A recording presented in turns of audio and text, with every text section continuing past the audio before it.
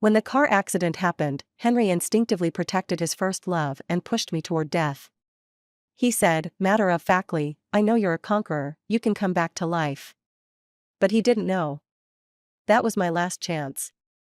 When the out-of-control truck veered onto the sidewalk, I was in the middle of arguing with Henry. It was our 2-year anniversary, but he was 2 hours late because he went to pick up his first love, who had returned from abroad.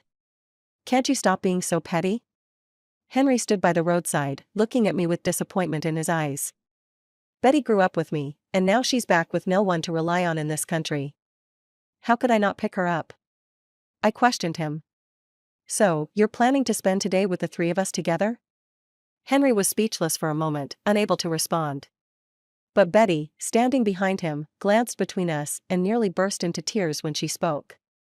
Eileen, please don't be angry. Henry just felt bad for me and wanted to invite me for a meal.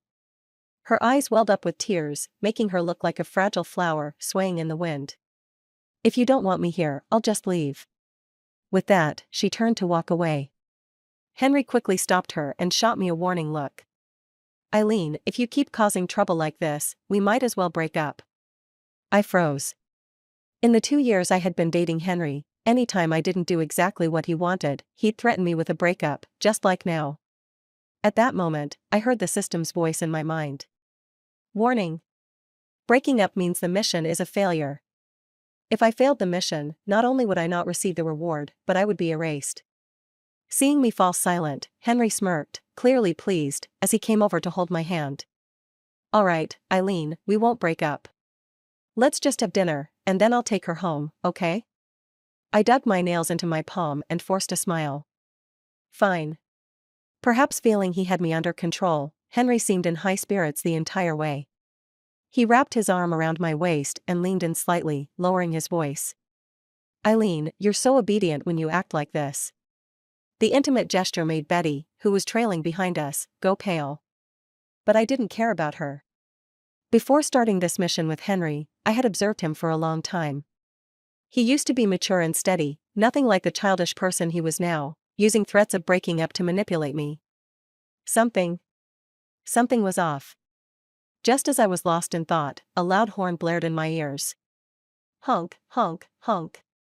I looked up to see a runaway truck speeding toward the sidewalk, straight for us. People started screaming and running in every direction.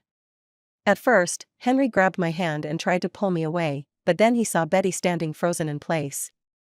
She was crying, her face drenched in tears. Henry, save me. I don't want to die. Henry panicked.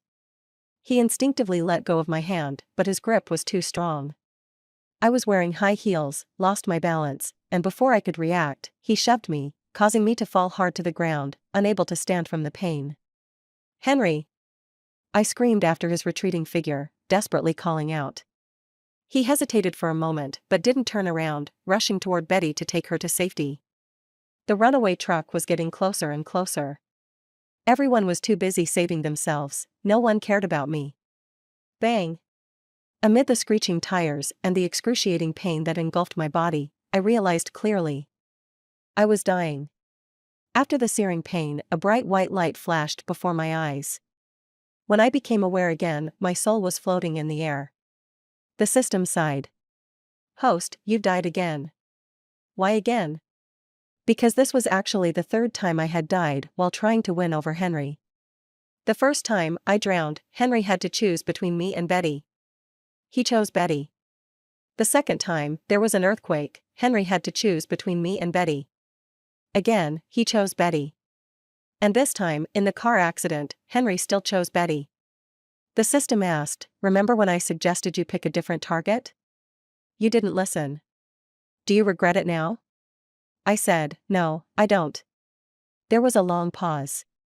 The system, usually cold and emotionless, now seemed exasperated, almost angry, as it said. Do you realize? That was your last chance to complete the mission.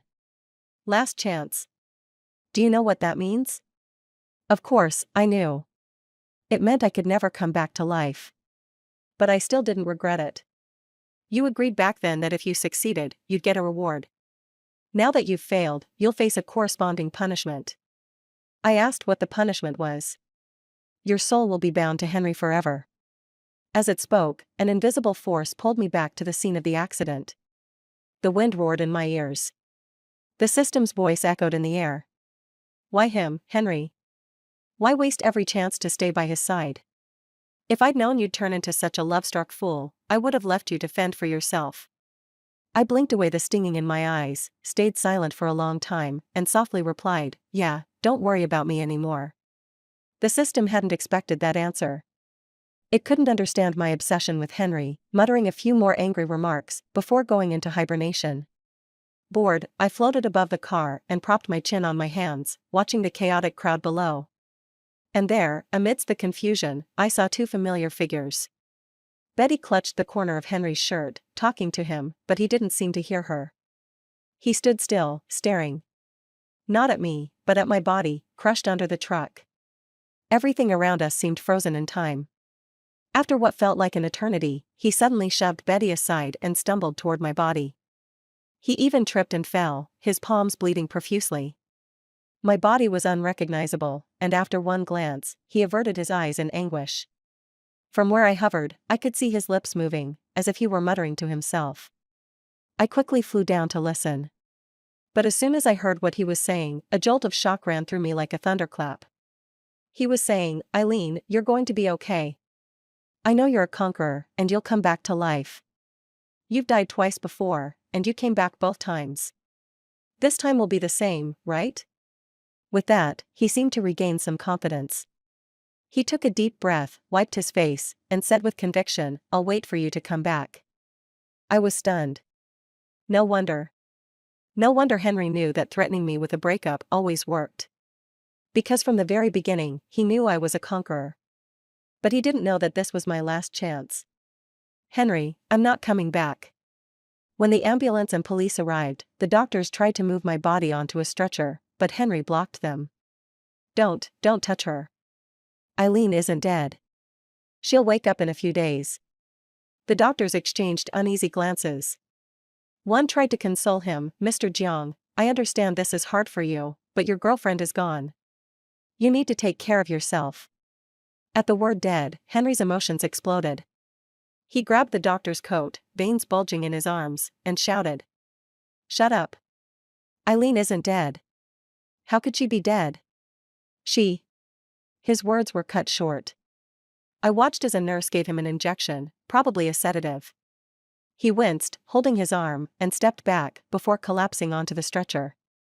Inside the ambulance, the atmosphere was heavy. No one spoke. Until the nurse cleaning Henry's wound suddenly gasped. Everyone followed her gaze to see. Henry was crying. Though unconscious, his tears had soaked through the dark fabric of the stretcher. Those two must have had a really deep connection. Yeah, poor guy. Hearing those comments, I couldn't help but scoff. If they had seen the Henry from back then, they'd know just how much he despised me. The year I met Henry was the darkest time of my life. My parents divorced, and they both abandoned me. The only person in the world who was kind to me passed away that winter. After being diagnosed with depression, I held a knife for the first time, thinking of ending it all. That's when the system came to me. It said that if I completed a series of tasks and helped it meet its KPIs, I could exchange them for a reward. My eyelids fluttered, and I asked it, can you bring someone back from the dead? The system was unwavering, of course. It gave me a few days to personally choose my target for the task. But I didn't feel any interest in anyone. Until I met Henry in the cemetery. He was sitting on the long steps, the fine spring rain dampening the strands of hair on his forehead. He didn't speak or cry, just sat there quietly. The wind rustled the willows, and I stood not far away, staring at the teardrop-shaped mole at the corner of his eye for a long time. Then, I gently parted my lips and told the system, I choose him. The difficulty of conquering him is very high, and before you. The system hesitated, several conquerors have been erased for failing. Are you sure? I nodded firmly. The system couldn't argue with me, so it reluctantly applied for 3 chances to complete the task. The higher the difficulty, the more chances I got. From that day on, I spent time observing Henry and discovered that he was gentle and polite to everyone. Yet, ironically, the first time he saw me, he was anything but. Are you here with a sprained ankle this time, or are you just throwing yourself at me? I froze. He squinted at me and let out a mocking laugh. Stop playing dumb. Women like you, even if you stood naked in front of me, I still wouldn't be interested. At the time, I didn't understand what he meant. Looking back now, that's probably when he realized I was a conqueror. Otherwise, why would he have been so hostile to me? After that, I stayed by his side, always keeping a careful distance. One time, his friend called me, saying he had a stomach ache and asked me to bring him some medicine. When I got there, I saw him sitting on the couch, looking perfectly fine. He looked up at me and asked, "Why are you here again?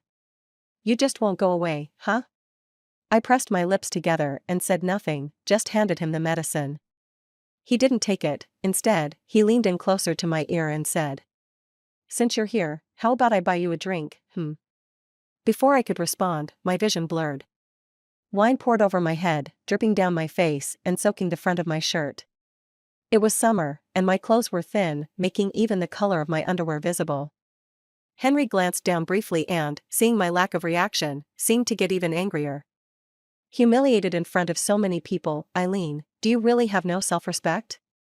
I finally looked up at him. Under the flickering lights, his face looked as serene as a clear, moonlit night, but that teardrop-shaped mole at the corner of his eye seemed ready to fall. In that moment, I opened my mouth, but no words came out to refute him. It's hard to believe that this was the same person who later agreed to be with me. It was during a car race. For the first time, Henry gave me an invitation. When I arrived, I saw him standing on the podium, arms around two stunning models. Our eyes met, and he smiled at me. A wicked smile. Then, right in front of me, he slowly kissed them both. Didn't you want to be with me? What about now, still interested? After he came down from the podium, he asked me.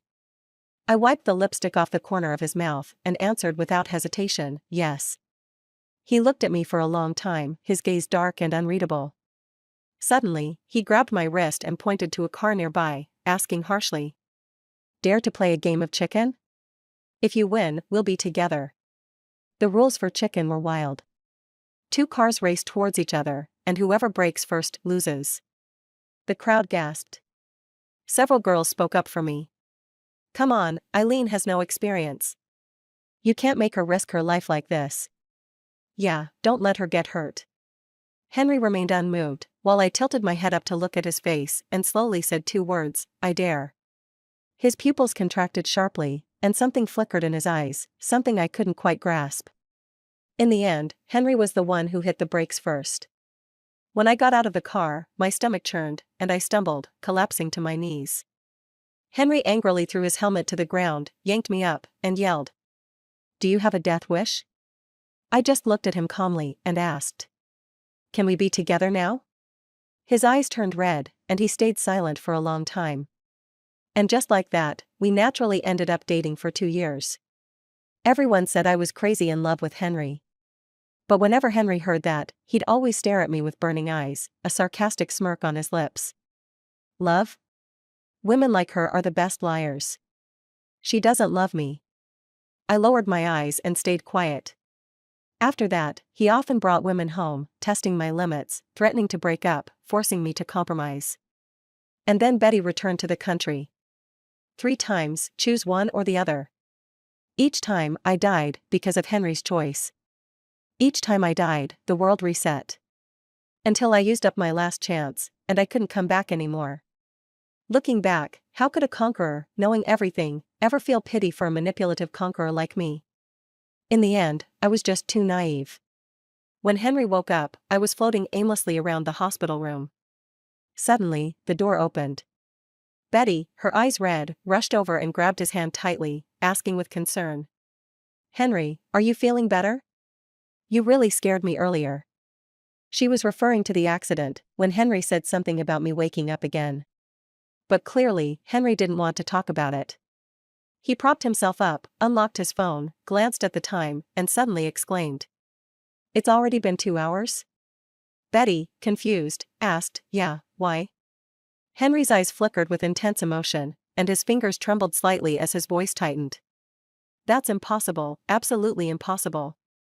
Betty was startled by him and froze, not daring to speak. The last 2 times I died, the world reset within half an hour. But this time, 2 hours had passed, and the world was still moving forward. Henry suddenly stood up, a look of despair on his face, like a caged animal. Moments later, as if something clicked in his mind, he ripped out his four and ran out the door. Betty hurried after him. I floated behind them, wondering where Henry was heading. It wasn't until I saw a familiar house number that I realized he had come to my place. As soon as the lock was pried open, Henry rushed in, searching for me everywhere. "Eileen, I know you're not dead. Are you hiding from me?"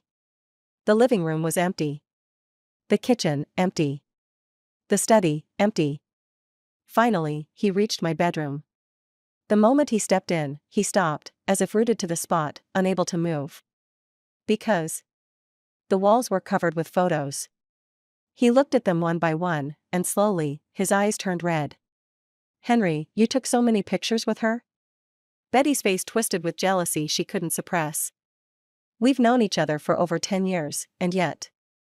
Halfway through, she fell silent. Henry was staring at her, his face growing paler and paler until it was ashen. He practically forced out the words from his throat. "That's not me." I looked at the man in the photo, his warm smile drawing an involuntary curve to my lips. No, that wasn't Henry. Why did I choose him as my target at first sight? Why did I waste all 3 chances on him? Wasn't it because of that face? The face that looked exactly like his.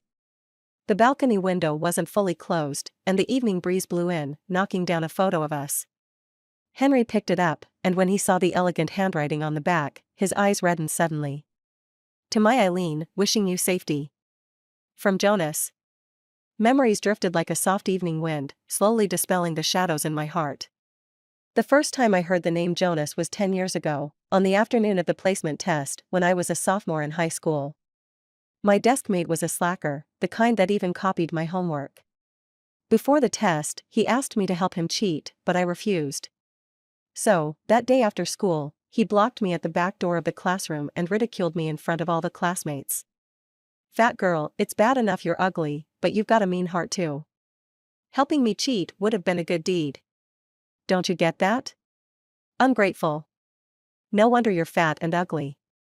At the time, I had been taking a lot of traditional Chinese medicine to treat my acne, and the hormones messed me up, making me as chubby as a little penguin. Many of my classmates chimed in. My face turned red, crushed under the weight of overwhelming self-consciousness. Amidst the mockery, a cold, clear voice suddenly cut through. "You're proud of making fun of a girl's looks, huh?" Everyone turned their heads towards the voice. A boy in a black t-shirt and a black baseball cap stood next to me, hands in his pockets. Later, I learned his name was Jonas. He was 2 years older than me, a senior. Jonas lifted his chin, gesturing at my deskmate with a dismissive tone. "I'm talking to you, trash bug? Don't you know how to respect girls?" My deskmate was momentarily stunned, but when he realized what was happening, he cursed and took off his school jacket, ready to fight. Jonas took 2 steps forward, positioning himself between me and him.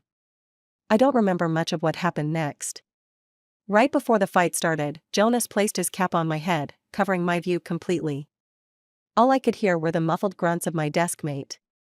When everything quieted down, I slowly lifted my head, meeting a pair of cold, clear eyes.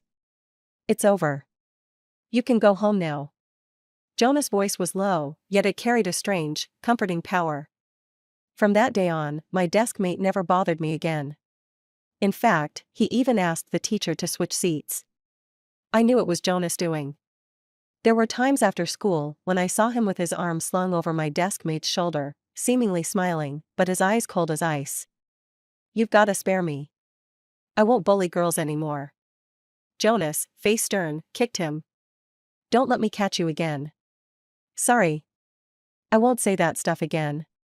When Jonas' expression softened a bit, my deskmate got on his bike and sped off. I was grateful to Jonas. So I bought a bunch of snacks to thank him. He was playing basketball with his friends when I went to find him. After understanding why I was there, he raised an eyebrow, picked the cheapest lollipop, and smiled at me. "Thanks. You keep the rest." And just like that, I brought the snacks back to the classroom. After school, as I passed the convenience store, I saw Jonas and his friends walking a few meters ahead. I heard someone ask him, "Who was that girl who brought snacks earlier? Her face is pretty, but she's way too fat." Instinctively, I held my breath, waiting for his answer. Jonas suddenly stopped, punched the guy on the shoulder, and said seriously, "Shut your mouth." After a few more steps, he pulled the lollipop from his pocket, unwrapped it, and put it in his mouth, mumbling, "She's pretty cute." I froze where I stood.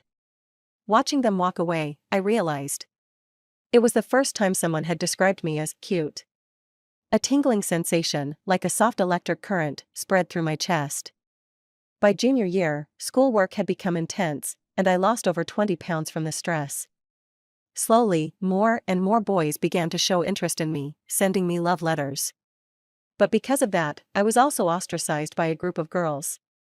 They cornered me in a spot where the security cameras couldn't reach, pinned me to the ground, and the leader started pouring scalding hot water on my legs, little by little. "You used to be so fat, and now you've lost weight and started wearing skirts, huh? Who are you trying to seduce? My boyfriend wrote you a love letter.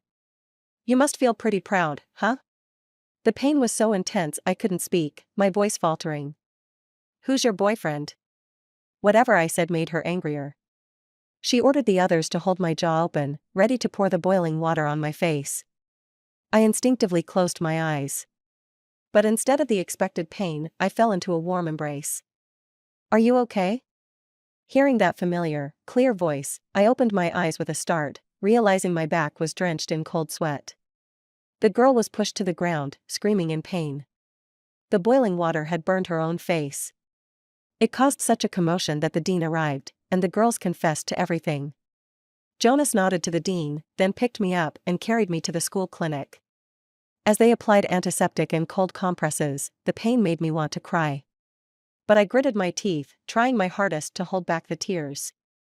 Jonas, looking down at me for a long while, finally spoke. "If you want to cry, just let it out." I wasn't the type to cry easily. Ever since I was little, my parents had both been unfaithful. They didn't love me, and their marriage was just a formality to get my birth registered. Whenever I was upset and tried to talk to them, they would just scold me. "Why are you so sensitive? Everyone gets called fat at some point." I used to watch other kids cry and get comforted by their parents. But when I cried, my parents would only get more annoyed. Tears, in front of people who don't care about you, are just useless drops of water. So no matter how much it hurt, I stopped crying. But that evening in the clinic, Jonas ruffled my hair, bent down to meet my gaze, and said, "Your eyes are red." I closed my eyes, trying to turn away, but then I heard him sigh. "Eileen, you can be vulnerable in front of me." With those words, my tears broke free. I cried until it was dark, and the school nurse was about to close up. I hadn't brought my wallet with me. Jonas paid for me. I took his phone number and transferred the money back to him. But he didn't accept it, and the next day, he refunded it back to me. I texted him a question mark. His reply was instant, "What's up? Why didn't you accept it? Just owe me for now. Let's grab dinner after your college entrance exams." I held my phone, smiling without even realizing it. But things didn't go as planned. After the exams, Jonas disappeared from my life, like he had vanished into thin air. Every message I sent him was like a stone sinking into the ocean, with no reply. The next time we met was during the New Year's Eve of my sophomore year of college.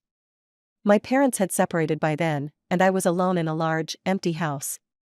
Fireworks were going off outside, but I sat in my room, watching the New Year's gala, all by myself.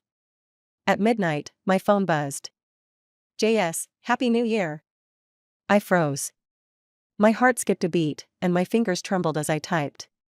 "Jonas, is that you? Or did someone hack your account?" The message above the chat box said, "Typing." I waited for about 5 minutes before finally seeing his reply. It was short, so short it was only 2 words. "It's me. Where have you been these past 2 years? Why? Why didn't you contact me?" I couldn't bring myself to finish that sentence. But as if he could sense it, Jonas sent me a voice call. I answered. And there it was, the familiar yet distant, clear voice. For a moment, I didn't know what to say. It was Jonas who broke the silence first. He asked me to go to the balcony and face the direction of 2 o'clock. I didn't understand why, but I followed his instructions. A few seconds later, there was a loud boom. Brilliant fireworks lit up the quiet night sky, with petals of light falling like rain, as if they were close enough to touch. I stayed in the same position, still holding the phone to my ear, gazing up at the sky for a long time. On the other end, a deep male voice spoke. "Sorry, I was on a mission earlier, had to turn in my phone. I missed a lot of your messages." My breath caught. Suddenly, I remembered, Jonas was studying at the police academy. "Last year, you wished me a happy new year. This year, it's my turn." After hanging up, I saw my parents' replies. "Happy New Year, Dad." "Got it." "Happy New Year, Mom." "Busy." None of them wished me a happy new year. Only Jonas did. Only Jonas. The Jonas who had disappeared for 2 years, but set off fireworks for me on New Year's Eve and wished me a happy new year. I've said before that I'm not the type to cry. But sometimes, tears don't listen. Those 2 years, my junior and senior years in college, were some of the few happy times in my life. After Jonas transferred back to the city, we started meeting up more, and our relationship gradually became closer. My roommate asked me, "That handsome guy picking you up downstairs again, is he your boyfriend?" I denied it. "No, we're just friends." After answering, my face felt a bit hot. Do friends go to romantic restaurants every week?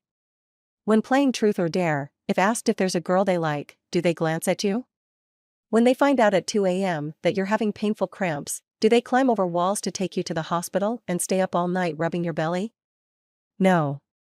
But I didn't dare ask more. To me, Jonas was like a traveler walking through the desert, stumbling upon a distant oasis. I could only gaze at him from afar. Too scared that if I got close, the dream would shatter. As graduation approached in May, I was completely drained from working on my thesis every day. Jonas drove me to the beach to relax. On the way, we encountered a few couples who invited us to join them in a kayaking race. It seemed like some company event, and they were short on participants. "Come on. Your boyfriend looks strong, he must have great stamina, right? There's even a prize if you win first place." My ears turned red. He's not. "All right," Jonas interrupted. I looked at him, unsure if I was imagining things. Did the corners of his lips just curl up a little? Once we got into the kayak, and just before the race started, I finally realized something and asked. "So, what's the prize for first place?" Jonas' eyes flickered slightly, and he replied somewhat awkwardly, "A very fine Swiss Army knife." "A very fine one?" From the way he said it, Jonas seemed to like it quite a bit. With the determination to win, even though neither of us had much experience, we managed to fight our way into the top 3. But the first place team seemed unbeatable. By the end, even Jonas, with his strength, was gritting his teeth and struggling. I caught a glimpse of the veins bulging in his arms and the cold sweat on his forehead. I wanted to tell him that it was okay if we didn't win. I'd get him an even finer knife tonight. Just as I was lost in thought, we started catching up to the first place team. As we passed them, one of the competitors suddenly let go of their paddle and, laughing, said to Jonas, "Man, you're really going all out." My wife's shy, so she'd definitely be embarrassed to kiss in front of everyone. "You two take first place." I froze. A kiss? Wasn't it supposed to be a Swiss Army knife? Turning back, I met Jonas' eyes, which were filled with amusement. That's when I realized I had been tricked. "Sorry, I had ulterior motives," Jonas said softly, holding my hand as we stood by the stunning sunset at the beach. The first place prize was never a Swiss Army knife. It was 2 plane tickets to the capital, and a kiss from your lover. My mind went blank. There was no point pretending anymore. "Jonas, you don't have to try so hard." "You don't have to try so hard, I'd still be with you." He looked at me quietly and slowly said, "Eileen, I want to win. I want to be with you. And I want to," he paused, then gently cupped my face, "kiss you." Thump, thump, thump. My heart was almost pounding out of my chest. Jonas tilted his head slightly and kissed my forehead with reverence. That moment was frozen in time. Eileen, I'm holding your hand now. Being Jonas' girlfriend is such a wonderful thing. He's always gentle, always calm. No matter how many arguments we have, he's always the first to apologize. Sigh, babe, I was wrong. Please, just talk to me. I got this apology text while standing outside the police station, bringing him some medicine. Jonas had a bad stomach, and every now and then he'd get those terrible stomach pains. When he came out with his colleagues after work and saw me, his eyes lit up. Eileen. But before he could reach me, a female colleague tugged at his sleeve. Jonas, my car broke down. Can you give me a lift? I stood there, watching them with interest. Jonas frowned, pulling his sleeve free from her hand and gesturing behind him. Leo, you'd give her a ride. But he lives in the opposite direction from me. The female colleague bit her lip, looking pitiful as she asked, Are you afraid Eileen will misunderstand? I can explain it to her for you. Jonas raised an eyebrow, his expression showing clear irritation. Sorry, but I don't have the habit of celebrating anniversaries with a third person.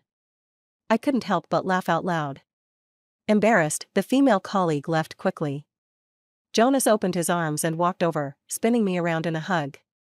My time is precious. I can only spend it with my girlfriend. I'm ticklish, so I dodged lightly. Aren't you supposed to have a stomachache? Take your medicine first. He opened the car door, guiding me into the passenger seat, and chuckled. Seeing you makes the pain go away. Jonas started the car, eyes on the road ahead. At a red light, he suddenly handed me a bouquet of champagne roses. I picked them up during lunch break. I figured I'd need them to make you happy after making you mad. After handing me the bouquet, he rubbed his nose, as if he was about to sneeze, but held it back. I realized something wasn't right. Lifting his collar, I saw a patch of red rashes. You idiot, you're allergic to pollen. Are you trying to kill yourself? I rushed him to the hospital, where the young doctor gave him a knowing smile. Allergic for love, huh? I turned my head, face flushed, but Jonas answered proudly. That's right. She's my whole world. Things between Jonas and me were going too smoothly. It felt almost unreal. That first love, so pure and sweet, no dramatic third party, no misunderstandings, no betrayals. We just made it all the way to engagement. Jonas took his leave early for the wedding and came with me to City A. Lately, I'd been feeling strange, a dull ache in my chest, as if I was about to lose something important. I was filled with anxiety. When we visited the temple to ask for a blessing, I knelt in front of the Buddha, bowed 3 times, pressed my palms together, and closed my eyes in prayer. I wished for Jonas to have a peaceful, smooth life, filled with happiness. Almost like a psychic connection, I turned around and found his eyes on me. Jonas stood under the Bodhi tree adorned with red ribbons, smiling at me with his eyes crinkled. In that moment, I thought, if the gods are real, then surely they can hear how much I love Jonas. As we stepped out of the temple, a little girl politely stopped us and handed us a photograph. I saw the way you two looked at each other just now. It was such a beautiful moment, so I took a picture and wanted to give it to you. Jonas smiled and thanked me, placing the photo in the pocket closest to his heart. On the second day of our marriage leave, Jonas received a call. He hurriedly prepared to leave. He hugged me tightly and said, Eileen, I'll marry you as soon as the mission is over. Before I could say anything, the door closed. The summer evening breeze rushed in, but I inexplicably shivered. For the next half year, Jonas disappeared again. In the blink of an eye, it was the end of the year. Just like a few years ago, I curled up in the large room, watching TV. The phone rang. I picked it up. Fireworks burst outside the window, and it was noisy on the other end too. Firecrackers, cursing, screaming, even gunshots, chaotic sounds all mixed together. There was a brief pause before he softly called my name. Eileen. Tears instantly rolled down my face. Where are you? Are you okay? Are you hurt? He avoided answering, his breathing heavy. Are the fireworks beautiful this year? Yes, but they're nothing like the ones you gave me that year. When I was 20, Jonas once set off fireworks just for me. The clock on the wall ticked, the hour hand pointed to midnight. He interrupted me. Eileen. Happy New Year. Happy New Year. Happy New Year. Each one softer than the last. I covered my face, biting my lip hard to stop myself from making any sound. Tears welled up, falling onto the dark-colored carpet, spreading into large stains. I knew. He wanted to say all the blessings he could for the rest of his life. Bang! The sound of gunfire erupted, deafening. In an instant, the call was disconnected. Only the fireworks outside remained, reflecting on the cold glass. Flickering, never-ending. I knelt on the ground, sobbing uncontrollably. Jonas, you lied. You promised you'd be with me for a lifetime. You promised you'd marry me after the mission. You lied. You liar. Liar. When I saw Jonas' body, I could barely breathe. It felt like someone was strangling me, like needles piercing deep into my skin, the pain so intense it numbed me. Wake up, Jonas. Stop sleeping. Please get up, okay? No one answered me. I held his cold hand, rubbing it constantly, hoping I could warm it up. Leo's eyes were red, and he choked out. I'm sorry. That day was going smoothly, but those damned criminals ambushed us. After Jonas got shot, they forced him into the woods. When we arrived, we found he had taken down several drug dealers, but he couldn't finish, his trembling hands passing me Jonas' belongings. A lucky charm pierced by a bullet. A blood-stained photo of us. And on the back of the photo, a line of words he had written at some unknown time. May my Eileen live in peace. Jonas. How ironic. The one who wished me peace didn't get to live peacefully in the end. I don't remember how I made it home or how I got through Jonas' burial. His tombstone had no name. Every day, I sat on the steps of the cemetery, staring at that square stone. When I thought about suicide, the system came to me. I agreed to complete its missions because I wanted to bring Jonas back to life. But finding the right targets to complete the missions was so hard, so very hard. My mind was filled with thoughts of Jonas. Jonas, who stood up for me in the classroom when I was 17. Jonas, who saved me from bullies when I was 18, rushing me into the nurse's office, holding me tightly. Jonas, who set off fireworks for me when I was 20 and wished me a happy new year. Jonas, who kissed me on the beach when I was 23 and confessed his love. Jonas, who, even though he had allergies at 24, still brought me flowers to cheer me up. Jonas, who smiled at me under the Bodhi tree at Jietai Temple when we were 25. And finally, Jonas, who, at 26, lay lifeless beneath the earth. How could I ever forget him? So when I first met Henry, I decided to choose him. Only by looking at a face that was exactly like Jonas every day could I find the strength to keep living. It's despicable, isn't it? But at that time I was truly on the verge of collapse. Without seeing that face, I would have gone insane. So everything you did before, it wasn't for Henry, the system, which had been dormant for a while, suddenly spoke again, it was all for Jonas? I nodded. At the same time, Henry, having learned the truth, started going crazy in my apartment. He ripped down all my photos with Jonas, throwing them into the trash. His eyes bloodshot, he lit the lighter, coldly watching the flames devour the pictures inch by inch. I was furious. I lunged forward, trying to stop him, but as soon as my fingers touched him, they passed right through. It's no use, host. You're already dead. Yes, I was just a soul.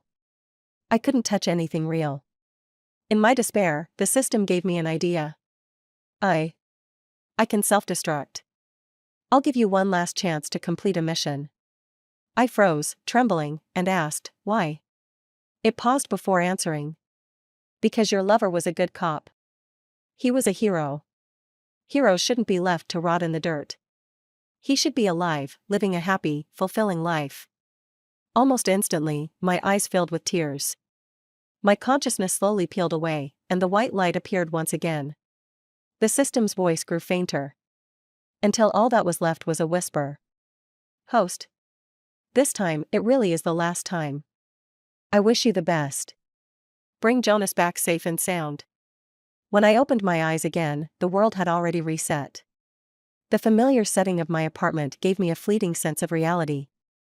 I propped myself up and saw that the wall full of photos was still intact, making me breathe a sigh of relief.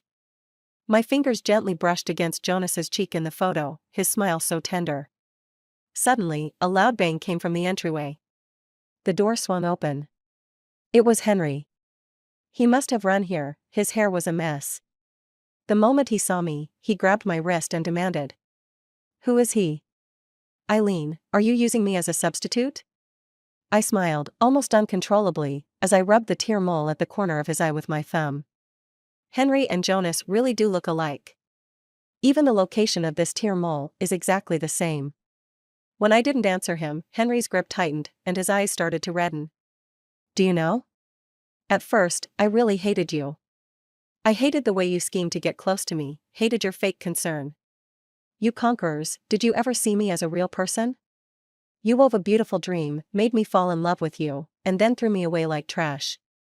And in the end, told me it was all a lie. He shook me violently. I couldn't stand it, and my back hit the wall. I thought you were different from the others. Because no matter how much I humiliated you, no matter how hard I made things for you, the way you looked at me always had love hidden in your eyes. So that last time, I almost fell in love with you. He placed his hands on either side of me, his right fist smashing into the wall as his voice trembled. I thought you were dead, so I rushed into your house like a madman. And what I saw was so ridiculous. He yanked my wrist and shoved open the bedroom door, pointing at the wall full of photos, laughing hysterically, his eyes growing redder with each laugh. Was it fun, Eileen? Tell me, is playing with someone's heart fun? I really hate you. Because you're even more despicable than the others. I was pushed to the floor, the cold tile scraping my palms until they bled. Blood dripped down, staining the floor red. It hurt so much. But I couldn't cry anymore. Tell me, when you look at my face, who are you really seeing? I slowly pushed myself up, looked into his eyes, and answered each word deliberately. My lover. He was suddenly speechless. His face went deathly pale, and his lashes trembled uncontrollably. Wow, you really are something. He slowly turned away, wiping his eyes before turning back to me, full of hostility. He grabbed me by the throat. In that case, I'll kill you, so you can join him. How about that? I closed my eyes, didn't struggle, letting his hand tighten around my neck. Cough, cough. I should have died a long time ago. That car accident should have killed me, but the system sacrificed itself to bring me back to life. Henry didn't say a word, just stared at me, gritting his teeth. That look in his eyes was terrifying, like he wanted to tear me apart. I think I might have disappointed the system. Henry really does hate me. My chest felt tight, my throat hoarse, and I couldn't make a sound anymore. Breathing became so difficult, I was about to pass out. Suddenly, his hand loosened. Henry gripped my chin, his voice barely above a whisper, laced with coldness. I've changed my mind. Letting you die so easily is no fun. How about you stay by my side and watch your own demise? I was imprisoned in Henry's private villa. He and Jonas were two completely different people. I've always been able to tell them apart. If Jonas was the moon hanging high in the sky, then Henry was a wild, untamable wolf. He locked me in the room, and besides delivering meals, the door was always shut. At first, I refused to eat. Henry crouched in front of me, holding a photo of Jonas and me between his fingers, pulling a lighter from his pocket and flicking it on. Flames licked the edges of the photo. From now on, every time you refuse to eat, I'll burn a photo. Until they're all gone. I struggled to grab it, but he gripped my wrist tightly. Henry meant what he said. I watched helplessly as several photos turned to ash. Those were my only keepsakes. I couldn't afford to defy Henry anymore. I don't know if it was my imagination, but after I started eating regularly, he seemed visibly relieved. Sometimes, out of rare mercy, he'd take me out. But every time, there were always other women around Henry. If you looked closely, you'd notice they all bore some resemblance to me. As if he was avenging himself for me using him as a substitute. I just pretended not to notice. Days passed, and by my count, Betty should be returning to the country today. The pick one scenario would begin again. But this time I was so tired. I lay on the cold floor, staring blankly at the ceiling. I wondered, if Henry chose Betty again, would I be able to see Jonas after I died? Would we be able to stay together? So, why not just die? When that thought crossed my mind, I felt surprisingly calm. The only thing I regretted was the system. It sacrificed itself, and I was so useless. The sound of a car engine roared from downstairs. Then came a girl's playful voice and a man's indulgent response. Outside the window, a bolt of lightning split a thick tree in two. The door to the room swung open.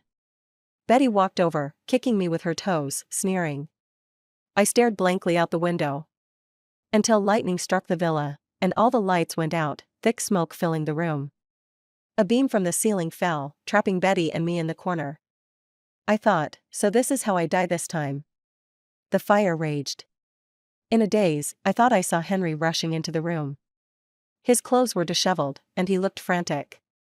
After one glance at me, he didn't stop and ran straight to the barely breathing Betty. One last time. He still chose her. I closed my eyes in despair, but then it felt like someone changed course and rushed toward me. A pair of hands caught me by the waist. Eileen. Why do you have to be a conqueror? Why did you have to have a lover who died in the line of duty? I feel like I'm losing my mind after torturing you all this time. Henry patted my face. I wanted to open my eyes, but my eyelids were so heavy. Your lover's name is Jonas, right? Honestly, I'm really jealous of him. I was just thinking, if it were him, he'd have run to you first, wouldn't he? His fingers brushed over my neck, then my face. After a long moment, he sighed softly. You're safe now. I need to go back and save Betty. The fire's pretty big. What if I don't make it out? He chuckled to himself and answered his own question. That'd be fine too. Hey, do you think you'd miss me like you miss him? Sigh, doesn't matter anymore. I thought I could smell the scent of the wind, the scent of freedom. A warm kiss landed on my lips. Like a dragonfly skimming the surface. And finally, he said, be happy, Eileen. I slowly opened my eyes and looked at the villa not far away. Flames engulfed it. Ding. A mechanical voice echoed in my ears. Congratulations, host. Strategy successful. Reward being processed. When I saw Jonas standing alive right in front of me, I pinched my thigh hard. He grabbed my wrist, tilted his head, and smiled at me. Eileen. I'm back. I stood there in a daze, my legs feeling weak, and I didn't even dare to blink. I was really scared. Afraid that the Jonas in front of me was just a hallucination. He looked at me quietly. With a gentle pull, he wrapped me in his arms. My eyes welled up with warmth, and I hugged him tightly in return. I cried and babbled, telling him everything that had happened during this time. I told him about how, after his death, I tried to take my own life, and that's when the system came to me. I told him about the 3 failed attempts at completing the missions, and how the system sacrificed itself. I told him about my tangled relationship with Henry. He listened attentively, very seriously. When I finished, I looked up at him, my eyes red. He gently ruffled my hair. Our Eileen. For my sake, you've been through so much.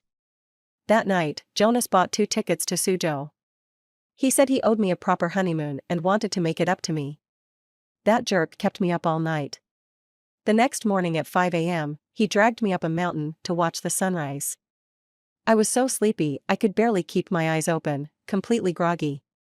As the horizon turned a pale white, the deep blue sky lit up with a red sun, and the sunlight dyed the clouds a rosy hue. Leaning on Jonas, I stared at the tear-shaped mole at the corner of his eye. He noticed my gaze and raised an eyebrow at me. He asked, "What's up?" I said, "People who watch the sunrise together will stay together for a long, long time." Pretty silly, right? He laughed too, then pinched my nose. Silly girl, I'll always be by your side. We walked down the mountain through the light mist and arrived at Pingjiang. A gentle drizzle started to fall from the sky. A boatman called out to me, "It's raining. Want to take a black roof boat?" I glanced back at Jonas. He was taking off his coat to shield me from the rain. Hearing the boatman, he nodded slightly. The boat rocked gently on the water as the boatman hummed a woo song. The breeze brushed the willow branches on the banks, and the leaves floated down onto the water. I was looking at the scenery. When I glanced back, I saw Jonas leaning on the railing, watching me. Ripples spread from the stern of the boat, and a soft breeze wafted in. The boat swayed, and I almost lost my balance. Jonas quickly grabbed my waist. The boatman turned around to warn me, "Hold on tight to the railing." After we docked, I went to settle the bill. I hadn't walked far when the boatman called out, handing me a wad of change. He mumbled, "Why did you give me an extra payment?" I stood there, staring blankly at his retreating figure as he rowed away. Behind me, Jonas suddenly called my name. "Eileen. Let's go to the temple and get another charm for safety." The misty rain blurred everything between us, and I couldn't clearly see his expression. But I still agreed. When I found Jonas waiting under the Bodhi tree, holding the charm, he smiled at me again. His smile was like a breath of fresh spring air. I threw myself into his arms, tightly gripping his hand. It wasn't a holiday, so there weren't many people outside the temple. He pinned me against the pink wall, kissing me fiercely, as if our lives depended on it. Blushing, I gently pushed him away. "Hey, stop it." His cool fingers brushed my wrist, and he softly replied, I pulled him toward the bridge by the flowing stream, handing him the safety charm. I said, "This time, I'm sure Buddha will protect you and keep you safe." But suddenly, the touch in my hand disappeared. I turned around. Jonah's face, under the clearing sky after the rain, grew more and more blurred. He smiled at me and said, "Eileen. Let's say goodbye here." My heart trembled violently. I tried to grab his hand. "Where are you going? Don't you want me anymore?" "Jonas, you can't leave me." Tourists on the street were all watching me. I must have looked like a crazy person, right? But I didn't care. My mind was filled with one thought. I have to grab Jonas. I have to catch him and not let him leave. Suddenly, voices rang out around me. "The river is dangerous. Don't go any further." What happened to her? Is she going to jump in? Listen to us, there's no hardship you can't get through. Come back. There were so many faces, worried, concerned, anxious. But as I scanned the crowd, why wasn't Jonas there? Where was he going? "I finally found you." Leo pushed through the crowd, shouting urgently at me. "There's no system, no missions. He's been dead for 2 years. Come back to the hospital with me for treatment, okay?" I was taken back to the hospital. "I'm sick. Severe depression, along with a serious delusional disorder." Leo stood at the door of my hospital room, instructing the doctor, "Don't let her go out alone again." I lay in bed and suddenly felt a long scar on my abdomen. A flood of memories came back. After Jonas died, I was diagnosed with depression and hurt myself. Leo visited me and happened to walk in on the scene, so he took me to the hospital. During that time, the nurse who cared for me struggled most with getting me to take my medication. She was probably fresh out of school, and there were several times she got really frustrated. "Eileen, you know the dead can't come back. If he were here, he'd want you to cooperate with the treatment, wouldn't he?" I buried my head under the covers, sobbing. "Then bring him back to life." She was silent for a long time. She quietly placed the medicine on the bedside table and left helplessly. I don't know how much time passed, but someone sat beside me. It was the patient from the next bed over. She was young, barely an adult. "I'm kind of in the same situation as you. My boyfriend drowned saving a girl who was drowning herself." She said it with a smile, but the sadness in her eyes betrayed her. "If nothing changes, I probably won't ever get over it. Everyone keeps telling me, don't get stuck. But I really haven't." She paused, her voice choking. I chose to stay behind. After that, she would often come over to talk to me. Though most of the time, it was just her talking. She would share funny stories or tell me about the novels she'd been reading. One rainy spring day, she said, "I've been reading a lot of stories about systems lately. Do you think if I became a conqueror and completed the mission, I could bring the dead back to life?" My eyes stung. It felt like someone had taken a knife and reopened the wound on my heart before it had even healed. Yeah. If only there really was a system in this world. If only completing the mission could really bring Jonas back. So, I built a new world in my mind. In that new mental world, I became a conqueror, and I had a system. To complete the mission and bring Jonas back, I needed a target to conquer. But I couldn't fall in love with anyone else. That's why Henry looked exactly like Jonas. And I used him to bring Jonas back. Even though he was just a fictional character, he should have hated me for it. That's why the process of conquering him was so difficult. Finally, after the mission was completed, Jonas really did come back to life. I ran away from the hospital, flew alone to City A, to continue the trip we hadn't finished. Because I was always alone. That's why the boatman gave me back the extra payment. From beginning to end. There was no system, no missions. No Henry, no Betty. There was only me, trapped in love, endlessly fantasizing about Jonas coming back to life. Only me. It was all just my obsession with seeing Jonas one last time. I had been receiving treatment in the hospital for a long time. I started obediently taking my medication and occasionally chatted with the nurses and the patient in the next bed. Everyone thought I was slowly getting better. When Leo came to visit me again, he said I looked much better. He placed a bouquet of flowers on my bedside. Champagne roses, your favorite. I suppressed all my emotions and politely thanked him. But deep down, I knew he was taking care of me because of Jonas's last wish. I touched the soft petals and said with a bitter smile, "That guy used to bring me flowers even when he was allergic." Leo's tone was heavy. "Eileen, please, come back to us." I paused my touch, opened my lips, and softly replied, "Okay. At the end of this month, I will turn 26. The nurse ordered a cake for me and playfully smeared cream on the tip of my nose. I smiled at her. She said, "Eileen, you should smile more often." I lowered my eyes. After a moment, as if casually, I asked, "Can I make a wish today, since it's my birthday?" "Of course you can." I held the nurse's hand and said, "I want to see Jonas." A look of hesitation crossed her face. Perhaps because she felt I had been doing well lately, she hesitated for a moment but eventually agreed.